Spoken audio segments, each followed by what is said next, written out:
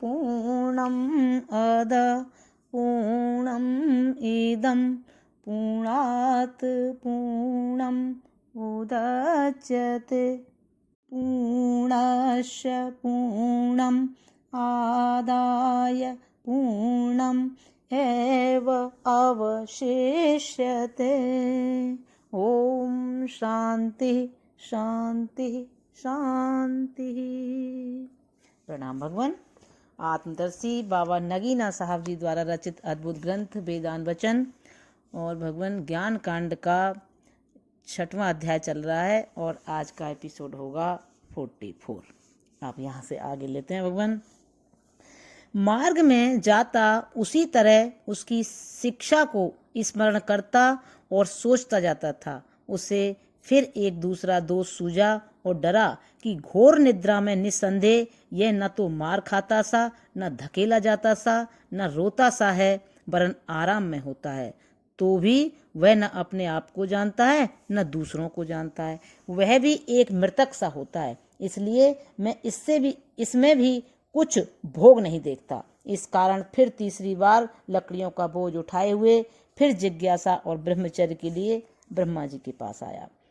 तब श्री ब्रह्मा जी ने पूछा कि हे देवराज इंद्र, तू तो अपने आत्मा में शांति पाकर गया था, अब फिर किस प्रकार लौट आया? तब उसने कहा, भगवान निसंदेह निद्रा में मैं न तो मार खाता सा, न धकेला सा, न रोता सा यह आत्मा होता है, वरन केवल आनंद में होता है। तो भी उसमें यह दोष दिखाई देता है कि न तो वह अपने आप को जानता है न दूसरों को जानता है। तो यह भी एक मुर्दा सा होता है। मैं इसमें भी कुछ भोग नहीं देखता।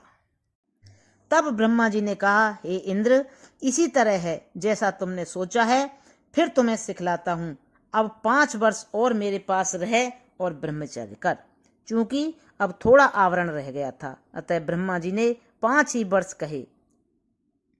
सब मिलाकर 101 वर्ष ब्रह्मचर्य किया। इसलिए वेदों में प्रसिद्ध है कि इंद्र ने 101 वर्ष ब्रह्मा के पास ब्रह्मचर्य किया था।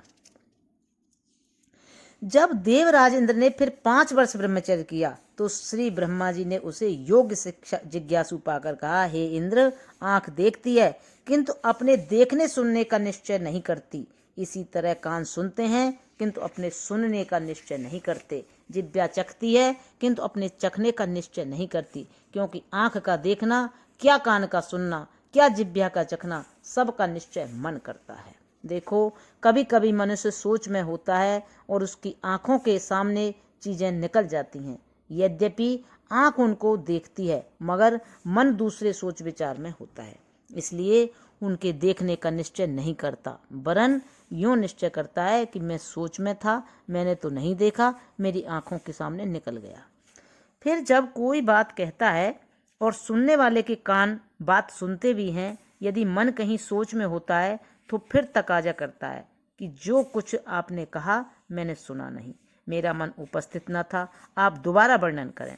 यद्यपि उसके कान में शब्द पड़ा और अवश्य सुना जाता था, पर चूंकि कान अपने सुने हुए को निश्चय नहीं करते, वरन उनके सुने हुए को निश्चय करने वाला मन उसके सुनने में शामिल यानी प्रवृत्त न था, इसलिए कान बिना निश्चय सुनते हैं और आंख बिना निश्चय देखती है। इसी तरह निद्रा में भी आत्मा जो आनंद स्वरूप है अपने आप को पाता और देखता है, परंतु उस समय अपने आनंद को और अपने अहंकार को निश्चय नहीं करता, क्योंकि निश्चय करना व भान करना मन का काम है। वह आत्मा उस मन से निकलकर अपने परमानंद में विश्राम लाभ करता है। किस प्रकार उसका निश्चय करें? जिस तरह ऊपर के उदाहरण में कान वास्तव में सुनते तो हैं, आंख वास्तव में देखती तो है, किंतु उसका निश्चय नहीं होता, इसी तरह आत्मा अपने आप को वरन समस्त प्रयोजनों मनोरथों को यहाँ देखता और पाता है, परंतु उसका विश्वास नहीं होता। विचार करने से यह विश्वास हो सकता है कि जिस प्रकार उपर्युक्त उदाहरण में यह कहना ठीक है कि वास्तव में कानों ने तो सुना, आंखों ने तो देखा, किंतु मन मौजूद न था, इसलिए उनके देखने और सुनने का निश्चय नहीं हुआ, तो भी निश्चय का अभ्यासी मनुष्य यूं कहता है कि जो कुछ मेरी आंखों के आगे से गुजरा मैंने नहीं देखा, और जो कुछ तुमने कहा मैंने नहीं सुना। इसी तरह जब तुम निद्रा में जाते हो और अपने मुख्य आनंद को पाते हो तो कहते हो कि मैंने नहीं पाया। तुम उठकर यूं ही निश्चय करते हैं कि मैं आराम से सोया था, तो चूंकि तुम वहां मुख्य आनंद पाते निश्चय नहीं पाते हो, और उस स्वभाव के कारण जो निश्चय में अभ्यासी हो रहा है कहते हो कि वहां कुछ नहीं देखा और मृतक सा हो गया था, वहां कुछ भोग नहीं। किंतु जब वहां वस्तुतः अपना मुख्य आनंद पाते हो और मन में आए निश्चय भी करते हो कि मैं आनंद में सोया था, इसलिए निश्चय भी दिलाते हो कि वहां सब आराम देखा।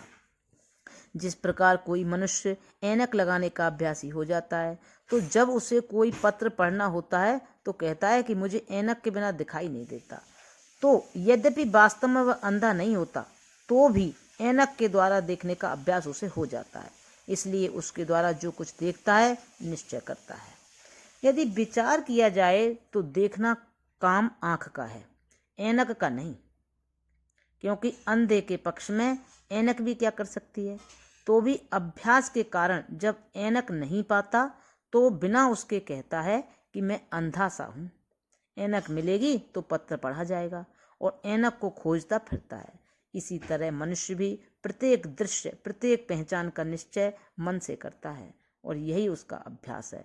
किंतु जब मन नहीं होता तो यद्यपि देखता या सुनता है पर उसका निश्चय नहीं करता, परंतु कहता है न मैंने देखा न मैंने सुना।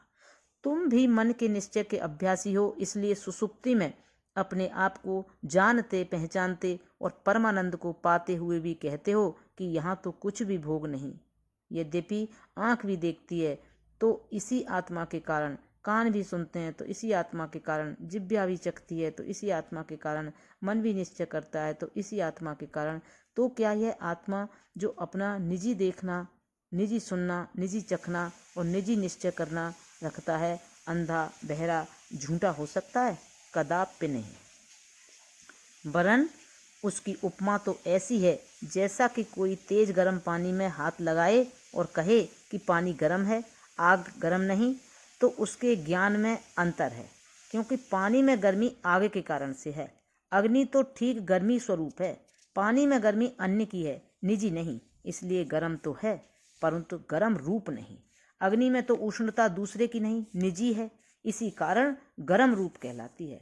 इसी तरह जब आत्मा आँख में आता है तो आँख देखती है, जब यह आत्मा उसे छोड़ता है तो वह नहीं देखती। इसलिए मालूम हुआ कि आँख में देखना निजी नहीं वरन दूसरे का है। जैसा अग्नि के संयोग से जल उष्ण होता है, उसी तरह आँख भी इस आत्मा के संयोग से देखती है। फिर चूंकि आत्मा जब कान में आता है तो कान सुनते हैं, जब आत्मा उनसे अलग हो जाता है तो फिर नहीं सुनते। इसलिए ज्ञात हुआ कि कान वास्तव में नहीं सुनते वरन उनमें सुनना दूसरे का आरोपित है, जैसा कि अग्नि के संयोग से पानी में उष्णता आरोपित है। फिर चूंकि मन भी तब ही निश्चय करता है जब आत्मा उसमें निवास करता है, जब आत्मा उससे भी निकल जाता है तो फिर मन भी नहीं निश्चय करता। इसलिए ज्ञात हुआ कि मन का निश्चय भी वास्तविक नहीं वरन दूसरे का आरोपित है, जिस तरह पानी की उष्णता अग्नि से आरोपित होती है। और ये बातें उसी समय जब आत्मा हम सब को छोड़कर निद्रा में एक अकेला होता है निश्चय होती हैं कि न तो आंख देखती है, न कान सुनते हैं, न मन निश्चय करता है। किंतु यह ठीक नहीं कि आत्मा भी उस समय नहीं देखता, नहीं सुनता, नहीं निश्चय करता, वरन वह तो ठीक दृष्टिकोण, श्रवण स्वरूप और निश्चय स्वरूप है, जिस प्रकार की अग्नि भी उष्णता स्वरूप है। हे इंद्र, उक्ति में दो प्रकार के वाक्य होते हैं। यूं भी वाक्य होता है कि पानी गर्म है और यूं भी बोलते हैं कि आग गर्म है, किंतु विवेकी जानता है कि पानी गर्म है। इस वाक्य का यह अर्थ है कि पानी वास्तव में गर्म नहीं वरन दूसरे की गर्मी से गर्म है, और आग गर्म है। इस वाक्य का यह अर्थ है कि वह अपनी गर्मी से गर्म है, वरन सत्य तो यूं है कि उसे गर्म भी तब कहें जब दूसरे को गर्मी उसमें आई हो। उसे तो यूं कहना चाहिए कि वह गर्म रूप या ताप स्वरूप है। इसी तरह आँख भी जो देखती है तो दूसरे की दृष्टि से देखती है। कान भी सुनते हैं तो दूसरे की शक्ति से सुनते हैं। जिब्या भी आस्वादन करती है तो दूसरे के निश्चय से करता है। किंतु आत्मा तो दूसरे की दृष्टि से नहीं देखता वरन अपनी दृष्टि से देखता है, इसलिए दृष्टि रूप ठीक दृष्टि स्वरूप है।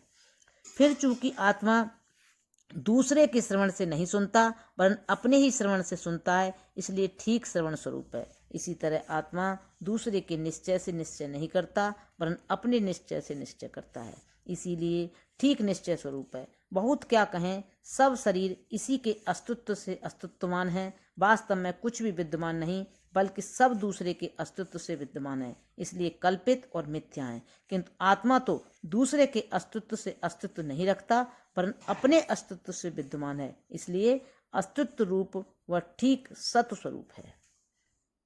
क्या आंख, क्या नाक, क्या कान, क्या मन, वरन सब शरीर अविद्यमान है और मृत है। दूसरे के अस्तित्व, दूसरे की दृष्टि, दूसरे के श्रवण, दूसरे के आस्वादन, दूसरे के निश्चय, दूसरे के जीवन से जीवित देखते, सुनते, चखते, निश्चय करते हैं, और वह जिसके कारण से ये जीवित, विद्यमान, सुनते, देखते, चखते, निश्चय करते हैं, वही आत्मा है। वही जीवन स्वरूप, अस्तित्व स्वरूप, दृष्टि स्वरूप, श्रवण स्वरूप, रसना स्वरूप और आनंद स्वरूप है। जबकि वह जीवन स्वरूप है तो उसी तरह जिस तरह अग्नि को जो गर्मी स्वरूप है बोलचाल में गर्म कह सकते हैं, इसी तरह इस जीवन चेतन को भी कह सकते हैं। निद्रा में वह जीवित है, और इसी तरह जबकि वह दृष्टि स्वरूप है तो कह सकते हैं कि वह अपने आप को देखता है। जबकि वह श्रवण स्वरूप है तो कह सकते हैं कि वह अपने आप को सुनता है। जबकि वह आनंद स्वरूप है तो कह सकते हैं कि वह अपने आनंद में आनंद पाता है। देखो, मिश्री वास्तव में मधुरता स्वरूप है, क्योंकि जिस जिस वस्तु में उसे डालते हैं उसी उसी वस्तु को मधुर कर देती है, और वे सब वस्तुएं दूसरे की मधुरता से मधुर होती हैं, वास्तव में फीकी होती हैं। इसी तरह ये सब शरीर, अंग, इंद्रियां और मन मृतक हैं, उसी के जीवन से जीवित हैं, किंतु यह आत्मा तो दूसरे के जीवन से जीवित नहीं वरन अपने जीवन से जीवित है, इसीलिए जीवन स्वरूप है। और जिस तरह मिश्री को भी सर्वसाधारण लोग मिठाई बोलते हैं, उसी तरह हम भी उसे जीवित निश्चय करें तो हो सकता है। निदान, यही आत्मा सत है क्योंकि अस्तित्व स्वरूप है, यही आत्मा चित है क्योंकि दृष्टि स्वरूप है, यही आत्मा आनंद है क्योंकि आनंद स्वरूप है। इसी कारण से वेदांतियों में इसकी निजी उपमा सच्चिदानंद है। जिस तरह सूर्य की धूप भी रक्त स्वरूप, श्वेत स्वरूप, पीत स्वरूप है, किंतु उसका प्रमाण त्रिकोण शीशे के द्वारा होता है, उसी तरह इस आत्मा का भी प्रमाण इस शरीर और मन में होता है। क्योंकि जिस तरह त्रिकोण शीशे में धूप आती हुई अपने स्वरूप के भिन्न भिन्न रंग दिखाती है, उसी तरह यह चेतन भी आँख में देखता, कान में सुनता, जिह्वा में चखता, मन में जानता, समझता, सोचता, निश्चय करता सिद्ध होता है। किंतु जिस तरह त्रिकोण शीशा वास्तव में न तो लाल है, न सफ़ेद, न पीला, उसी तरह न आँख देखती है, न कान सुनता है, न जिह्वा स्वाद लेती है, न मन जानता और निश्चय करता है, वरन सब के सब इस आत्मा के निजी चमत्कारों के द्योतक हैं, और प्रत्येक आविष्कार में, दृश्य व व्यक्ति में इसके एक एक चमत्कार का प्रादुर्भाव है। किंतु घोर निद्रा में तो वह आविष्कारों से भी पवित्र अपने समस्त चमत्कारों में अपने ही स्वरूप में स्पष्ट तरह यही ब्रह्म है, यही समस्त मनोरथों, आशयों की खान है, क्योंकि इसी के चमत्कार प्रत्येक अव्यक्त में आए उसे पूर्ण व्यक्त करते हैं। प्रणाम भगवान। अब यहाँ से आगे कर लेंगे। ओम शांति शांति शांति।